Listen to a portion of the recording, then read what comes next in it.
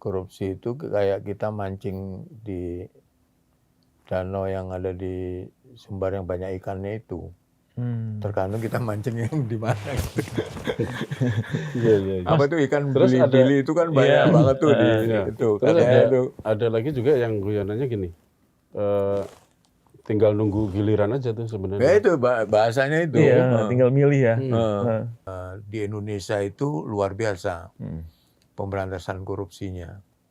Menteri itu bukan ini ruangan ketua MA itu digeledah Pak oleh KPK. Coba lu searching di Google. Iya, mana ada di tempat lain. Di Amerika yang katanya demokrasi. Gak ada Pak. Itu dilakukan oleh KPK.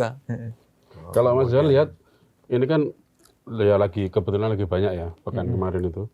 Kalau Mas Zal melihat kasus korupsi ini memang makin menjadi atau memang pengawasannya yang makin bagus? Itu pertanyaan yang selalu muncul itu Pak. Nah. Saya selalu ditanya di hari anti korupsi setiap tahun. Itu pertanyaannya. Pertanyaannya itu ya. Pertanyaan itu. Kalau kita berpikiran positif, itu kita akan mengatakan bahwa sekarang atau ketika banyak ditangkap itu penegak hukum tegas. Itu kalau positif. Kalau kita punya pikiran negatif, berarti sebenarnya banyak korupsi. Yang ketangkep baru itu gitu. Kalau yang negatif. Kebanyakan yang mana? Nah itu terserah yang nonton to the point. Jadi pikiran itu karena kalau kita lihat indikator ya, indikator IPK dulu kan indeks persepsi korupsi, itu kan salah satu parameter ya yang kalau zaman dulu itu dipakai untuk mengukur meskipun tidak secara langsung ya, apakah di sebuah negara itu korupsinya banyak atau tidak. 2004 KPK berdiri, pimpinan KPK periode pertama 29 Desember dilantik, 2004 KPK mulai rekrut pegawai, 2005 sudah mulai nangani kasus, itu IPK-nya kalau nggak salah dulu itu 3 poin, dulu masih belum puluhan ya, 3,1 atau 0,2 gitu. IPK-nya, indeks persepsi korupsi. Itu kita urutan ya di atas 100 lah memang. Kemudian pada periode yang kedua, kepemimpinan KPK periode yang kedua, itu IPK naik menjadi 3,4 kalau nggak salah. Kemudian naik terus, sempat 3,6, sekarang kan jadi puluhan tuh, 3,4 kan. Nah, 2 tahun belakangan ini IPK balik lagi. Balik lagi ke 34 ya? Iya. IPK berapa 34 ya? Apa 32, 34 ya? Ya, sekitar segitu coba sih. Nanti kita cek. Kamu dicek ya. 2000, mulainya 2004 ya. 2004, 2005, 2006, periode kedua 2007, sampai 2011, kemudian periode yang ketiga, kemudian masuk ke periode keempat tuh, Pak Firly, ketua KPK-nya. Nah itu dilihat deh IPK-nya. Tapi sekali lagi tentu itu bukan, IPK kan bukan ansih tanggung jawab KPK, itu kan tanggung jawab semuanya, penegak hukum, birokrasi gitu. Tapi kalau kita tadi untuk mengukur itu, salah satu ukurannya kan yang bisa, karena IPK itu kan persepsi ya, yang bisa kita, meskipun persepsi, ya kira-kira yang bisa diukur kan IPK-nya berapa. Hong Kong itu 73, itu terkenal sebagai wilayah yang korup ya, dengan triadnya itu. 73, ICAC Hong Kong. Nah KPK itu di awal-awal, saya dapat cerita ketika masuk KPK, itu orientasinya melihat ICAC Hong Kong itu, KPK-nya Hong Kong. Bahkan meja pun itu ngikut yang di sana itu. Dulu meja itu katanya segitiga. Sekarang mejanya, nggak tahu sekarang mejanya seperti apa ya. Tapi dulu itu ininya tidak 100% mencontoh, tapi ada benchmarkingnya lah waktu itu ICAC Hong Kong itu. Karena berhasil banget Hong Kong KPK ya, sana. KPK Hong Kong itu. Hmm. Pertama yang dilawan oleh KPK-nya Hong Kong itu kan polisi. Perang dalam pengertian, ada filmnya tuh. Lupa saya judulnya. Iya. Ini Dalam pengertian benar tuh, tembak-tembakan. 34 Mas. 34 ya? Sekarang ya. Iya. Turun 3 poin dari tahun sebelumnya di Nah, 37. turun 3 poin dari tahun sebelumnya. Iya. Berarti sudah sempat 37 dong. 37 ya betul. Ya, tapi memang kemungkinannya kayaknya memang yang kedua tadi ya. Jadi memang sebenarnya memang banyak yang apa nih kemarin nggak kelihatan gitu kan. Dulu ada yang sambil guyon sebenarnya korupsi itu kayak kita mancing di danau yang ada di Sumbar yang banyak ikannya itu. Tergantung kita mancing yang di mana. Iya. Apa tuh ikan Terus bili-bili itu kan banyak banget tuh di itu. Terus Katanya itu. ada lagi juga yang guyonannya gini. Tinggal nunggu giliran aja tuh Ya sebenarnya. itu bahasanya itu. Iya, tinggal milih ya. Tapi kalau ada yang Mas John itu, lihat Pak. seperti apa Mas? Ya kita positive thinking aja lah. Jadi kalau kita pesimis, makin menjauh lah upaya pemberantasan korupsi. Bahwa kemudian kalau kita kalau kita komparasi dengan negara tetangga gitu misalnya, Malaysia itu upaya pemberantasan korupsi menurut saya masih bagusan Indonesia. Saya pernah diundang ke MACC-nya Malaysia. Dulu Badan Rasuah. Benar, anti rasuah. Anti rasuah.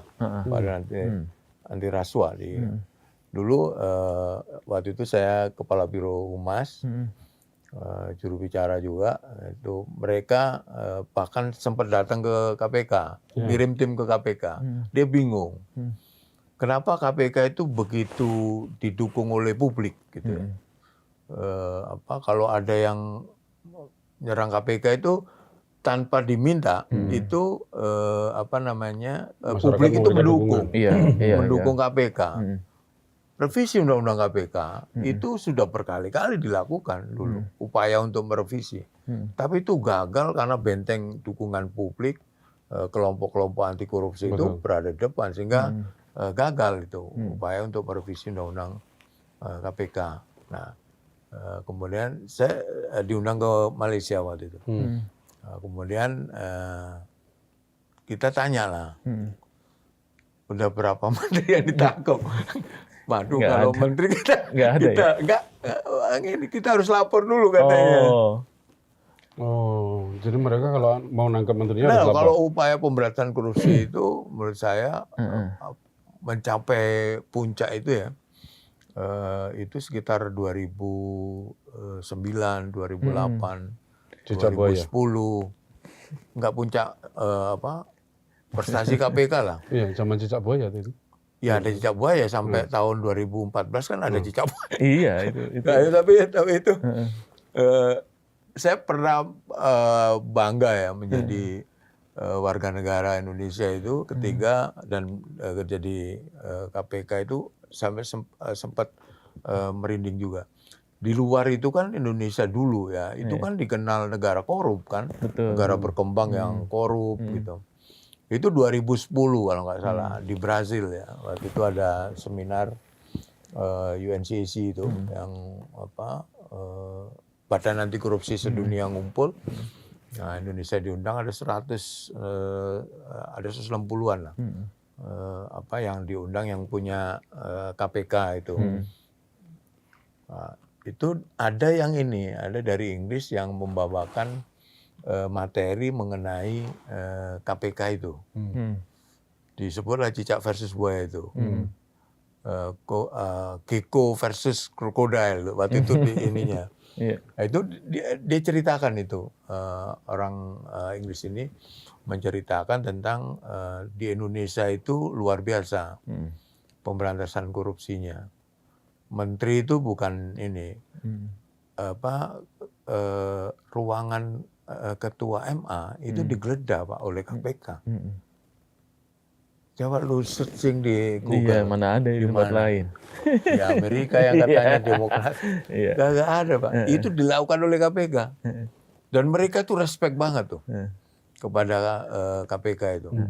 Dianggap bahwa Indonesia ya tentu membawa nama Indonesia ya. Indonesia itu dianggap bukan kemudian dianggap korupsi berkurang, enggak, tapi keseriusan memberantas korupsi waktu itu terungkap tuh. Wakil presiden aktif pernah dimintai keterangan, Pak, oleh KPK. Lalu coba cari Korea Selatan kan, tapi kan Korea udah selesai. Iya. Iya, yang presiden ditangkap itu. Jangan cuma diperiksa, tapi carilah di tempat lain. Itu kan lembaga mana yang tidak disentuh oleh KPK waktu itu? Ya, waktu itu. MK? Betul, MK. Kena. Tapi artinya Hakim Agung kena. Artinya nih Polisi kena. Jaksa apa ya? kena. DPR banyak. Marwah KPK sendiri, harapannya Mas Johan sendiri itu akan harus dikembalikan seperti yang dulu atau gimana nih Menurut sekarang? saya memang ini ya, memang terlalu naif kalau kita bicara ini gara-gara undang-undang kemudian Berubah semua ya. nangkepnya nggak benar juga gitu maksud saya. Dengan perangkat yang sekarang pun juga bisa. Dan 3199 itu kan masih ada. 2001 kan masih ada yang tentang pemberantasan korupsi ya. Yang jadi payung hukumnya KPK. Apalagi sekarang ada KUHP baru, KUHP baru. Yang ada sedikit kritik yang kemudian dianggap bahwa KUHP dan itu menganggap seolah-olah lex specialis KPK itu menjadi agak turun, menjadi korupsi bukan lagi extraordinary crime, tapi ini perdebatan lah, tapi menjadi ordinary crime, kejahatan yang biasa. Tapi kan dengan perangkat yang sekarang, apakah KPK bisa kalau mau, kalau ada kasusnya kan. Nah, kalau dia nggak ada kasusnya ya jangan nyari-nyari. Garis bawahnya kalau mau ya Mas. Di masyarakat pun juga ada kayak ada apa ya? Kalau dibilang pengertian bukan juga, tapi kayak stigma. Ya stigma mungkin ya, bahwa pemberantasan korupsi sekarang udah politis banget sih. Ya ini soal ini tentu nggak semua orang begitu kan. Itu kan soal persepsi kan. Iya, betul. Yang persepsi itu bisa orang yang kemudian bagian dari kekuasaan tentu nggak setuju itu. Atau yang mendukung kekuasaan gitu misalnya. Atau sebaliknya orang yang terpinggirkan udah nggak punya kekuasaan kemudian nggak dapat kue. Kebahagiaan dari pembangun misalnya. Itu pasti ngomongnya bisa begitu gitu. Jadi kembali ke kita aja. Tapi saya dengan gebrakan siapapun ya melakukannya, dengan gebrakan yang ini bukan ini loh ya, tertangkapnya kepala BGN ini bukan sesuatu yang biasa menurut saya. Itu ada sesuatu yang berubah secara drastis gitu ya. Karena kalau dulu premisnya yang ada di dalam persepsi pada umumnya di bawah sadar kita itu kan kamu nggak selamat kalau nggak dekat kekuasaan gitu. Iya. Kamu akan selamat kalau kamu dekat kekuasaan gitu kan. Karena kekuasaan tentu menguasai semuanya. Premis itu kan kemudian terbantahkan ini oleh tertangkapnya BGN ini. Ini ada tanda-tanda BGN. Tanda-tanda apa nih Mas? Ya nggak tahu, tapi itu tadi yang analisa saya ya belum tentu benar juga, tapi itu tadi ini satu. Karena tadi yang saya cerita itu perjalanan siapa Dadan itu ya, kemudian dianggap deket itu aja kesikat gitu. Apalagi yang jauh gitu. Ini harus hati-hati berarti ini. Jadi yang lain ya. positifnya ya itu tadi bahwa jangan sekarang jangan ngaku-ngaku dekat. Iya. Kamu disikat juga loh kalau korupsi. Ya poinnya ya jangan korupsi lah di Iya. tengah situasi yang seperti ini. Mas, ini yang menarik lagi kan sebenarnya kan ada wakil BGN ya, Sony Sonjaya yang mau betul. jadi justice kolaborator. membuka itu ya. Terus kemudian muncul tuh nama, ada 26 6. nama tuh, rame di media sosial nama-namanya. Ya kita nggak Mas usah Johan sebut pasti lah sudah ada. nama-namanya. Tapi Mas Johan pasti udah baca juga. Pasti udah baca. Udah jadi Udah jadi- pengetahuan umum Oh, itu. iya, iya. Cuman hati-hati ya. Sekarang Nah, ini ini gimana kan nih? orang bisa bikin hoax ya. Iya. Apalagi dasarnya AI itu kan luar biasa. Betul. Orang ngomong ya, padahal nggak ngomong itu persis seperti kita. Ini bahayanya itu ya. Ya saya nggak tahu itu benar atau tidak. Tapi kalau soal Sony bicara akan jadi justice kolaborator kan memang dia menyampaikan. Iya. Kemudian muncullah nama-nama itu. Bener nggak? Ya saya nggak tahu karena Iya. saya nggak ikut dalam menyelidiki itu. saya nggak tahu. Tapi ya nanti tergantung kejaksaan lah gimana hasil dari penyelidikan yang dia lakukan. Saya menduga itu akan melebar memang. Tapi kalau di kasus korupsi terus jadi justice kolaborator itu di sisi lain juga ada anggapan bahwa cari aman doang nih dia jadi justice kolaborator biar hukumannya mungkin nanti diringankan atau apa. Tapi benar nggak sih, Mas, memang step-nya? ada kalau dia Atau nggak ngajak temen itu? Ya, kalau justice kolaborator itu memang ada apa istilahnya itu ya, ada penghargaannya dari hukuman itu ada. memang. Keringanan Agak-agak. hukuman. Keringanan. agak-agak diringankan gitu ya. Ada. Tapi ini justice kolaborator itu harus mengungkap semuanya. secara keseluruhan. Nggak cuman karena dia benci sama A kemudian dikait-kaitkan ya. Dan harus ada buktinya juga. Iya. Kan nggak bisa itu. Tapi saya yakin kejaksaan pasti melebar itu nanti. Maksudnya nggak hanya Konon kan memang sudah dituangkan dalam BAP-nya kan. pengakuan Iya. itu kan kita baca di medsos. Kita kan nggak tahu sebenarnya seperti apa. Iya. Kan BAP itu hanya pengacara sama penegak hukum yang punya, Iya. sama si tersangka. Nah, kita nggak tahu lah itu. Jangan berandai-andai lah. Tapi kita berharap itu dibongkar lah. Saya kira harapan banyak orang lah kejaksaan, Kejaksaan Agung untuk membongkar lingkaran bawah, lingkaran tengah. Kalau ada lingkaran atas ya lingkaran atas. Nggak tahu siapa itu. Secara keseluruhan gitu ya, supaya lebih terbuka ini sebenarnya. Apalagi ini kan program prioritas ya. Nah kita juga berharap sama sih Mas, seperti itu gitu ya. Mudah-mudahan memang benar-benar terbongkar nih kasusnya. Iya. Tapi menurut saya penegakan hukum memberantas korupsi itu harus menimbulkan apa yang disebut dengan deterrent effect. Oke. Harus ada efek jerah gitu. Betul. Yang kedua, memberantas korupsi itu juga harus dipimpin langsung oleh presiden. Jadi panglimanya itu harus presiden. Ini langkah yang perlu diapresiasi ya. Kepala BGN yang capnya itu adalah dekat dengan presiden. Iya. Itu pun disikat gitu. Itu positifnya lah. Iya. Disikat yang kemudian saya yakin ini pasti ada deterrent effect-nya, dampaknya. Kepada siapa ya? Kepada orang-orang yang aku dekat dengan presiden, kemudian itu ternyata juga bisa kena juga ya. Gitu. Termasuk orang yang ada nama-namanya di listnya Sony Sonjaya juga kemungkinan juga udah deg-degan kali ya. Gini Pak. Kita jangan memastikan dulu Iya. bahwa itu adalah catatannya Sony. Iya. Kita nggak tahu. Ini harus nih. Sekarang tuh zamannya zaman ada Iya. luar biasa lah di medsos.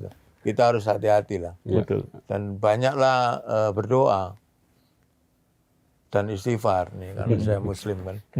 Banyak berdoa dan istighfar. Karena kita nggak tahu kapan datangnya. Iya betul.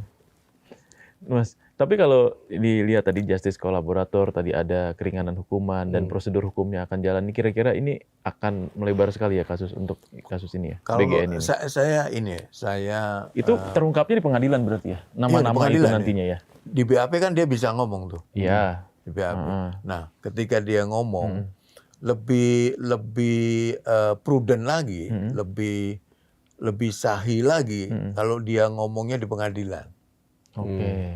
Nah, ketika di pengadilan itu kan fakta-fakta persidangan. Iya, betul. Hakim itu bisa memerintahkan itu nanti. Kalau udah misalnya vonis gitu ya, atau udah ada alat bukti, baik itu keterangan tersangka, kemudian bukti-bukti yang lain, itu kemudian dan sekarang kan tidak ada lagi ruang yang tertutup bagi media. Iya. Betul. Betul. Kalau media mainstreamnya nutup, ada namanya medsos. Dan sekarang personal orang itu bisa jadi jurnalis, Pak. Iya, betul. Sehingga Anda jangan menganggap remeh kepandaian para netizen gitu istilahnya. Kan muncul no viral, no justice. Ya. Dan itu memang nyata itu, saya lihat. Kalau begitu ini langsung itu nilai positifnya dari medsos ya. Tapi banyak juga yang dampaknya itu. Jadi kalau itu terungkap kemudian muncul di persidangan dan menjadi konsumsi publik secara terbuka, apakah itu di media mainstream maupun di media sosial, mau tidak mau tekanan kepada penegak hukum juga, ya saya harus mengusut ini karena itu. Ini udah jadi. Nah, udah diomongin. kalau nggak diusut, itu kan ada pertanyaan. Iya, ada apa nih? Ada apa? Kenapa kok ini faktanya begitu kok nggak diusut gitu?